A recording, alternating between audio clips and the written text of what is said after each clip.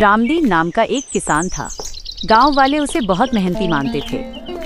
उसके पास 5 एकड़ जमीन थी, एक छोटा सा पक्का घर था और एक खुशहाल परिवार, पत्नी सुमित्रा और 2 छोटे बच्चे। लेकिन हकीकत ये थी कि पिछले 3 सालों के सूखे और कर्ज के बोझ ने रामदीन की कमर तोड़ दी थी। उसकी फसलें बर्बाद हो चुकी थी, पर गांव में अपनी इज्जत बचाने के लिए वो ये बात किसी को नहीं बताता था। वो हर सुबह हल लेकर खेत जाता, सारा दिन पसीना बहाता, लेकिन खेत की मिट्टी अब सोना नहीं उगलती थी। घर में राशन खत्म हो रहा था। सुमित्रा ने गहने बेचने की बात की तो रामदीन का पुरुषार्थ जाग गया। उसने मना कर दिया। एक रात जब पूरा घर सो रहा था, रामदीन को नींद नहीं आ रही थी। भूख और चिंता ने उसे घेर रखा था। उसकी नजर कोने में रखी उस छोटी सी संदूकची पर पड़ी जिसमें सुमित्रा अपनी छोटी मोटी बचत और माँ से मिले चांदी के सिक्के रखती थी। रामदीन के मन में एक अजीब सा विचार आया। अगर वो इस संदूकची से कुछ पैसे निकाल ले तो घर का खर्च चल जाएगा और किसी को पता भी नहीं चलेगा। उसने दबे पांव जाकर सिक्के निकाले। अगले दिन उसने गांव के बाजार से अनाज खरीदा और घर आकर कहा, खेत की एक पुरानी फसल के पैसे मिल गए। वो अजीब सा नशा। हैरानी की बात यह थी कि रामदीन को इस चोरी में एक अजीब सी राहत मिली। उसे लगा कि उसने किसी गैर का हक नहीं मारा, अपने ही घर का सामान लिया है। लेकिन धीरे धीरे ये उसकी आदत बन गई। जब भी उसे पैसों की जरूरत होती, वो रात के अंधेरे में अपने ही घर के पिछवाड़े से घुसता, सुमित्रा के रखे अनाज के कट्टे से अनाज निकालता और उसे दूसरे गांव के बाजार में बेच आता। फिर वही पैसे सुमित्रा के हाथ में थमाकर कहता कि उसे बोनस मिला है या मजदूरी मिली है। वो अब दिन में किसान और रात में अपने ही घर का चोर बन चुका था। रामदीन अब खुद से बात करने लगा था। वो रात को दीवार फांदते समय खुद को चोर कहता और सुबह उठकर आईने में खुद को ईमानदार किसान देखता। उसे डर था कि अगर सुमित्रा को पता चला कि जो पैसे वो घर ला रहा है वे दरअसल उसी के बेचे हुए सामान के हैं तो क्या होगा। अपराध बोध वो अपनी पत्नी की आंखों में नहीं झांक पाता था, क्योंकि वो जानता था कि सुमित्रा जिसे बरकत समझ रही है वो असल में घर का खाली होता हुआ भंडार है। एक रात रामदीन ने तय किया कि वो सुमित्रा के आखिरी गहने, उसका मंगलसूत्र चुराएगा ताकि साहूकार का बड़ा कर्ज चुका सके। वह नकाब पहनकर अंधेरे में सुमित्रा के कमरे में घुसा। जैसे ही उसने संदूक खोला, पीछे से रोशनी हुई। सुमित्रा हाथ में दिया लिए खड़ी थी। वो चिल्लाई नहीं, रोई नहीं, वो बस चुपचाप उसे देख रही थी। रामदीन जम गया। उसने अपना नकाब हटाया। तुम जानती थी? उसने रुंधे गले से पूछा। सुमित्रा ने धीमी आवाज में कहा, कौन सी पत्नी अपने पति के कदमों की आहट नहीं पहचानती रामदीन। मुझे पहले दिन से पता था। जब अनाज का कट्टा खाली होता था और तुम अगले दिन वही अनाज घर लाते थे, मैं सब समझती थी। रामदीन फूट फूट कर रोने लगा। मैं क्या करता सुमित्रा? समाज कहता है कि किसान कभी हार नहीं मानता। मैं अपनी हार कैसे स्वीकार करता? सुमित्रा ने उसके हाथ से मंगलसूत्र लिया और उसके हाथों में रख दिया। उसने कहा, चोरी करके घर चलाना बहादुरी नहीं है रामदीन। सुमित्रा पास आते हुए, झूठ बोलना छोड़ दो। पिछले 6 महीनों से तुम इसी तरह आधी रात को जागते हो। कभी अनाज के कट्टे कम होते हैं, कभी मेरा पीतल का लोटा गायब हो जाता है और अगले ही दिन तुम बाजार से वही सामान खरीद कर लाते हो। क्या तुम्हें वाकई लगा कि मुझे कुछ पता नहीं चलेगा? बाहर मूसलाधार बारिश हो रही है, जिसकी आवाज अंदर की खामोशी को और गहरा बना रही है। रामदीन धीरे से घूमता है। उसकी आंखों में शर्मिंदगी के आंसू हैं। हाथ में मंगलसूत्र अब भी दबा हुआ है। रामदीन, तुम जानती थी, फिर तुमने मुझे रोका क्यों नहीं? मुझे मारा क्यों नहीं? मुझे पुलिस के हवाले क्यों नहीं किया? सुमित्रा धीमी पर दृढ़ आवाज में, क्योंकि मैं एक चोर को नहीं देख रही थी। मैं एक ऐसे हार चुके किसान को देख रही थी जो अपनी मर्दानगी और इज्जत के बोझ तले दब गया था। तुम खुद के घर में चोरी नहीं कर रहे थे, तुम अपनी आत्मा के टुकड़े बेच रहे थे ताकि मुझे और बच्चों को भूखा न देखना पड़े। पर रामदीन, ये रास्ता हमें कहाँ ले जाएगा? रामदीन घुटनों के बल बैठ जाता है। उसकी सुबकियां अब तेज हो गई हैं। रामदीन, खेत सूख गए सुमित्रा, जमीन पत्थर हो गई है। साहूकार की गालियां सुनने से अच्छा मुझे मरना लगा, लेकिन बच्चों के चेहरे देखकर रुक गया। मैंने सोचा, अपना ही तो घर है, अपनी ही तो चीजें हैं, चोरी भी करूंगा तो पाप नहीं लगेगा। पाप सामान लेने में नहीं है, पाप सच छुपाने में है। हम किसान हैं, मेहनत से नहीं डरते। अगर जमीन ने साथ छोड़ दिया तो हमारे हाथ तो सलामत हैं। कल से तुम मंडी में पल्लेदारी, बोझ ढोना करना और मैं लोगों के घरों में पापड़ बड़ी बनाने का काम शुरू करूंगी। चोरी की कमाई से पेट तो भर सकता है, पर सुकून की नींद नहीं आती। रामदीन ने मंगलसूत्र सुमित्रा के हाथों में वापस रख दिया। उस रात पहली बार रामदीन को वो भारी बोझ उतरता हुआ महसूस हुआ जो वो सालों से ढो रहा था। रामदीन की चोरी का सच सामने आने के बाद उसकी जिंदगी का एक नया अध्याय शुरू हुआ।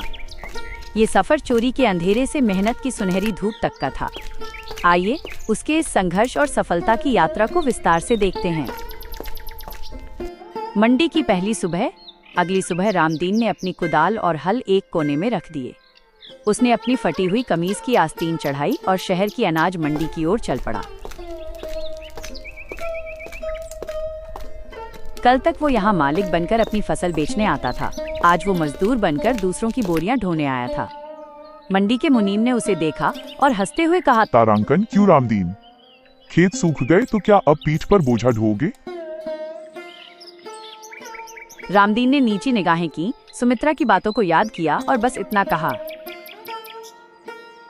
काम छोटा नहीं होता मुनीम जी, चोरी छोटी होती है। उस दिन उसने 50 किलो की 80 बोरियां अपनी पीठ पर लाद कर ट्रक में चढ़ाईं। शाम को जब वो घर लौटा तो उसकी पीठ छिल चुकी थी और पैर कांप रहे थे, लेकिन उसकी आंखों में एक अजीब सी चमक थी। उसने सुमित्रा की हथेली पर अपनी मेहनत की पहली कमाई 400 रुपए रखी। वो पैसा चोरी का नहीं था, वो सच्चाई का था।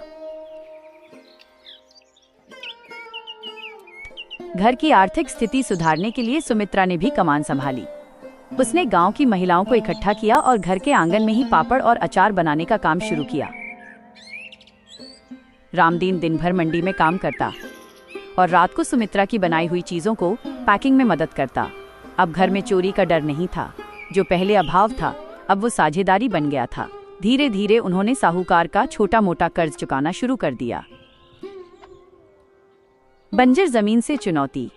मंडी में काम करते हुए रामदीन की नजर अनाज की नई किस्मों और ड्रिप इरिगेशन, बूंद बूंद सिंचाई की तकनीक पर पड़ी। उसने महसूस किया कि वो सालों से पुरानी तकनीक के भरोसे बैठा था। एक दोपहर वो अपनी सूखी जमीन पर जाकर खड़ा हुआ। उसने मिट्टी को हाथ में लिया और कहा, तू नाराज है क्योंकि मैंने तुझे सिर्फ मांगना सीखा, देना नहीं। उसने मंडी से मिलने वाले पैसों का एक हिस्सा बचाकर एक छोटा सा पंप और पाइप खरीदा। वो रात को मजदूरी करता और सुबह के 3 घंटे अपने खेत को सुधारने में लगाता। कुदरत का इम्तिहान और जीत। सफर आसान नहीं था। एक वक्त ऐसा भी आया जब भारी बारिश ने सुमित्रा के सुखाए हुए सारे पापड़ खराब कर दिए और रामदीन का पैर मंडी में चोटिल हो गया। घर में राशन फिर से कम होने लगा। पुराना चोर रामदीन फिर से उसके मन में जागा। उसने सोचा, क्या फिर से पुराने संदूक की कुंडी खोल लूं? लेकिन तभी उसने अपने बच्चों को देखा जो अब गर्व से स्कूल जाते थे और कहते थे, हमारे पिता मंडी के सबसे ईमानदार मजदूर हैं। रामदीन ने अपना इरादा बदल दिया। उसने चोटिल पैर के साथ ही खेत में निराई गुड़ाई जारी रखी। फसल का पुनर्जन्म। 2 साल की घोर तपस्या के बाद रामदीन के खेत में फिर से हरियाली लौटी। इस बार उसने सिर्फ गेहूं नहीं बल्कि कम पानी में उगने वाली सब्जियां और औषधीय पौधे उगाए थे। जिस दिन पहली फसल मंडी जाने के लिए तैयार हुई, रामदीन ने सुमित्रा को खेत पर बुलाया। उसने वही मंगलसूत्र जो उसने कभी चुराने की कोशिश की थी, सुमित्रा के गले में फिर से पहनाया, जिसे उसने अपनी मेहनत की कमाई से साहूकार के चंगुल से हमेशा के लिए छुड़ा लिया था। निष्कर्ष, चोर से नायक तक, रामदीन अब गांव का सबसे सफल किसान बन चुका था। लोग अब उसे बेचारा नहीं बल्कि मिसाल मानते थे। कहानी का अंतिम दृश्य। रामदीन अपने बरामदे में बैठा है। उसका छोटा बेटा पूछता है, पिताजी, क्या आप कभी डरते नहीं? रामदीन मुस्कुराकर कहता है, तारांकन बेटा, डर तब लगता है जब हम खुद से कुछ छुपाते हैं। जिस दिन तुम खुद के सामने आईने में आंखें डाल सको, समझ लेना कि तुम दुनिया के सबसे ताकतवर इंसान हो। गांव की बदली हुई हवा। रामदीन की सफलता की चर्चा अब सिर्फ उसके घर तक सीमित नहीं थी। पूरे गांव में लोग हैरान थे कि जिस किसान की जमीन पत्थर हो चुकी थी और जो कभी बदहाली के कगार पर था, उसने 2 साल में इतनी तरक्की कैसे कर ली? गांव के दूसरे किसान जैसे शंकर और गिरधारी भी सूखे की मार झेल रहे थे। उनके मन में भी वही हताशा थी जो कभी रामदीन के मन में थी, अपने ही घर से भागने या गलत रास्ते पर जाने की। एक शाम रामदीन ने गांव के बरगद के पेड़ के नीचे एक सभा बुलाई। उसने अपने साथ वही पुराना लकड़ी का संदूक रखा था जिसे वो कभी आधी रात को चुराया करता था। लोग इकट्ठा हुए। रामदीन खड़ा हुआ और उसने अपनी आपबीती सुनाई। उसने बिना किसी शर्म के स्वीकार किया। भाइयों, मैं कोई महान किसान नहीं हूँ। मैं तो वो इंसान हूँ जिसने अपनी पत्नी के गहने और घर का अनाज तक चुराया था। मैं एक चोर था। पूरे गांव में सन्नाटा छा गया। रामदीन ने आगे कहा, लेकिन उस चोरी ने मुझे कुछ नहीं दिया सिवाय डर और शर्म की। मुझे रास्ता तब मिला जब मैंने अपनी हार स्वीकार की और पसीने से अपनी जमीन को सींचना शुरू किया। रामदीन ने उस संदूक को खोला। उसमें पैसे नहीं बल्कि नई तकनीक के बीज, मिट्टी की जांच की रिपोर्ट और ड्रिप इरिगेशन के नक्शे थे। उसने घोषणा की कि वो अपनी कमाई का एक हिस्सा एक फंड में डालेगा जिससे गांव के गरीब किसानों को बिना ब्याज के बीज और खाद मिल सके।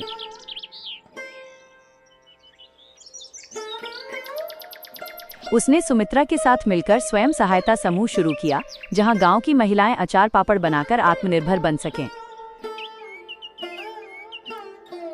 वही साहूकार जो कभी रामदीन के दरवाजे पर आकर गालियां देता था, अब रामदीन के पास सलाह लेने आता था। रामदीन ने उसे भी बदला। उसने साहूकार को समझाया कि किसानों का खून चूसने से बेहतर है उनके साथ साझेदारी करना। सूरज ढल रहा था। रामदीन अपने लहलहाते खेतों के बीच खड़ा था। सुमित्रा हाथ में चाय का लोटा लिए आई। सुमित्रा, आज बहुत खुश लग रही हो। रामदीन मुस्कुराते हुए, आज जब मैंने आईने में देखा तो मुझे वो चोर किसान नजर नहीं आया। आज मुझे एक इंसान नजर आया जिसने अपनी गलतियों को अपनी सीढ़ी बना लिया। उसने सुमित्रा का हाथ पकड़ा और दोनों अपने घर की ओर चल दिए। अब उस घर के दरवाजे पर कोई ताला नहीं था क्योंकि अब वहां चुराने के लिए मजबूरी नहीं बल्कि बांटने के लिए खुशहाली थी। कहानी का संदेश: गलती करना मनुष्य का स्वभाव है, लेकिन उस गलती को स्वीकार कर खुद को बदलना ही असली साहस है। सफलता धन से नहीं बल्कि आत्मसम्मान से मापी जाती है। यह कहानी संघर्ष, अटूट विश्वास और सूझबूझ की है। सूखे खेत और उम्मीद की दरारें। हरियाणा के भिवानी जिले का एक छोटा सा गांव, जहां सूरज की पहली किरण के साथ ही हुक्के की गुड़गुड़ाहट और ट्रैक्टरों की आवाज गूंजने लगती थी। वहीं एक छोटा सा खेत था राममेहर का। राममेहर और बबीता की पूरी दुनिया उस 5 एकड़ की जमीन के इर्द गिर्द घूमती थी। बबीता सिर्फ घर ही नहीं संभालती थी बल्कि वो राममेहर के साथ कंधे से कंधा मिलाकर खेतों में भी पसीना बहाती थी। गांव वाले कहते थे, राममेहर की असली ताकत उसकी लाठी नहीं, बबीता की हिम्मत है। जब आसमान रूठ गया, उस साल सावन आया तो सही, पर बादल बस खिड़की दिखाकर निकल गए। देखते ही देखते जेठ की तपती धूप ने खेतों की छाती में दरारें डाल दी। राममेहर की बाजरे की फसल, जो कभी लहलहाने का सपना देख रही थी, अब घुटने टेक चुकी थी। एक शाम राममेहर खेत की मेड़ पर बैठा सूखी मिट्टी को मुट्ठी में भरकर देख रहा था। मिट्टी रेत की तरह उंगलियों से फिसल रही थी। उसके चेहरे पर चिंता की लकीरें उतनी ही गहरी थी जितनी कि उसके खेत की दरारें। राममेहर, हार मान के बैठने से कुआं पानी नहीं उगलने का। उठो, घर चलो। बबीता ने पीछे से आकर उसके कंधे पर हाथ रखा। राममेहर बोला, बबीता, इस बार तो जमा सूखा पड़ गया। न घर का गुजारा होगा, न अगली फसल के बीज के पैसे बचेंगे। साहूकार का कर्जा अलग खड़ा है। बबीता का साहस और नई राह। बबीता चुप नहीं रही। उसने अपनी आंखों में आंसू नहीं बल्कि चमक पैदा की। उसने कहा, जब तक हाथ पैर सलामत हैं, भूखे नहीं मरेंगे। खेती नहीं हो रही तो क्या हुआ, हम अपनी मेहनत का तरीका बदलेंगे। अगले ही दिन बबीता ने अपनी शादी के 2 कंगन गिरवी रखे। राममेहर ने मना किया पर वो अड़ गई। उन पैसों से वे शहर गए और कुछ नया करने की ठानी। उन्होंने एक अच्छी नस्ल की मुर्रा भैंस खरीदी। बबीता ने उसकी सेवा ऐसे की जैसे अपने बच्चे की। 2. सब्जी की बागवानी। जहां मुख्य फसल फेल हो गई थी, वहां बबीता ने घर के पिछवाड़े में ड्रिप इरिगेशन टपक सिंचाई का छोटा सा जुगाड़ बनाया और कम पानी में उगने वाली सब्जियां उगाईं। राममेहर पहले अनाज मंडी पर निर्भर था, पर अब बबीता के कहने पर वो ताजी सब्जियां और दूध सीधे शहर की डेयरी और छोटी मंडियों में बेचने लगा। संघर्ष का फल। 3 महीने बीत गए। सूखा अभी भी था, पर राममेहर के घर का चूल्हा ठंडा नहीं पड़ा। बबीता की मेहनत रंग लाई थी। जहां बाकी किसान सूखे का रोना रो रहे थे, वहीं राममेहर के घर के बाहर दूध के केन भरे रहते थे।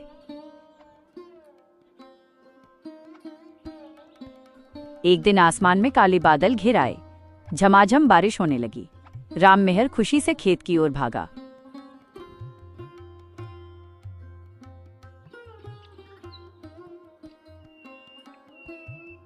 लेकिन इस बार वो टूटकर नहीं, बल्कि एक विजेता की तरह खड़ा था। उसने बबीता से कहा, बावली, तूने तो सूखे में भी हरियाली उगा दी।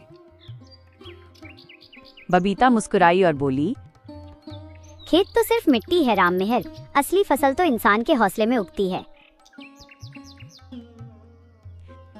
कहानी का सार। ये कहानी हमें सिखाती है कि विपत्ति में रोने के बजाय यदि जीवन साथी एक दूसरे का संबल बने और पारंपरिक सोच से हटकर मेहनत करें, तो सूखा भी इंसान के इरादों को नहीं सुखा सकता। यहाँ से कहानी में एक अचानक आया संकट और बबीता की सूझबूझ का नया अध्याय जुड़ता है। जब गांव के बाकी किसान सूखे से बेहाल होकर साहूकारों के चक्कर काट रहे थे, तब राममेहर और बबीता की मुर्रा भैंस और सब्जियों की छोटी सी बागवानी फल फूल रही थी। ये बात गांव के कुछ लोगों को खटकने लगी, खासकर गांव के रसूखदार नंबरदार को, जिसे डर था कि अगर राममेहर स्वावलंबी बन गया तो उसकी गुलामी कौन करेगा।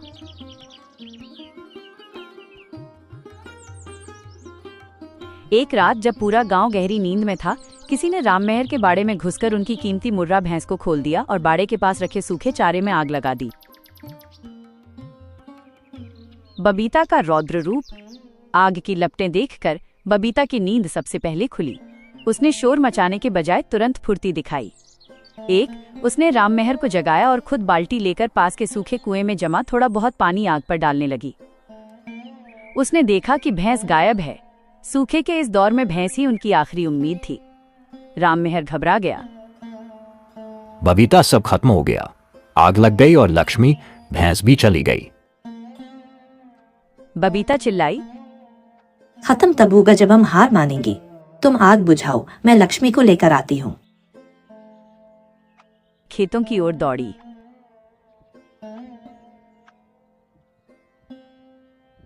उसे शक था कि भैंस खुद नहीं गई, उसे ले जाया गया है। पैरों के निशानों का पीछा करते हुए वो गांव के पुराने जोहड़ तालाब के पास पहुंची। वहां उसने देखा कि नंबरदार के 2 लठैत भैंस को ट्रक में चढ़ाने की कोशिश कर रहे थे ताकि उसे दूसरे शहर ले जाकर बेच सकें। बबीता डरी नहीं। उसने अपनी हिम्मत जुटाई और गांव के व्हाट्सएप ग्रुप पर, जिसे उसने हाल ही में चलाना सीखा था, एक वीडियो कॉल शुरू कर दी और शोर मचाना शुरू किया। उसने सीधे गांव के सरपंच और युवाओं को जगा दिया।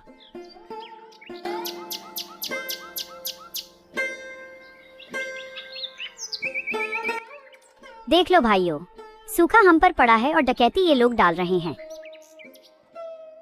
उसकी आवाज रात के सन्नाटे को चीर गई। पासा पलट गया। पकड़े जाने के डर से लठैत भैंस छोड़कर भाग निकले।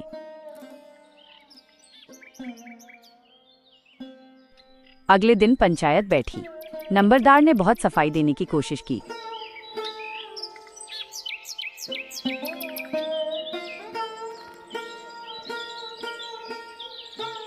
लेकिन बबीता के पास फोन में रिकॉर्डिंग थी। पंचायत ने न केवल नंबरदार पर जुर्माना लगाया, बल्कि उस जुर्माने की राशि से गांव में एक सामुदायिक जल टैंक बनवाने का फैसला किया।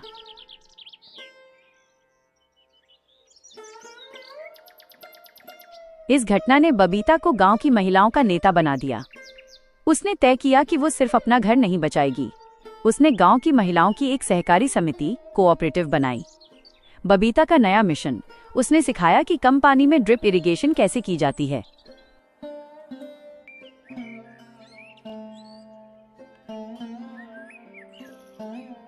नतीजा, अगले साल जब बारिश हुई तो राममेहर का खेत सबसे पहले हरा भरा हुआ, क्योंकि उसने बबीता के कहने पर मिट्टी की नमी बचाने के नए तरीके सीख लिए थे। राममेहर अब गर्व से कहता है, खेत मेरी जान है, पर बबीता उस जान की धड़कन है। आशा है आपको ये कहानी पसंद आई होगी। दोस्तों, वीडियो अच्छी लगी हो तो चैनल को सब्सक्राइब जरूर करें और वीडियो को लाइक करें। अपने दोस्तों को शेयर जरूर करें। ऐसी ही हॉरर स्टोरी देखने के लिए Z4 हॉरर वाला चैनल पर बने रहे। वीडियो देखने के लिए आपको दिल से धन्यवाद। और हाँ, आपको वीडियो कैसी लगी कमेंट में जरूर बताएं।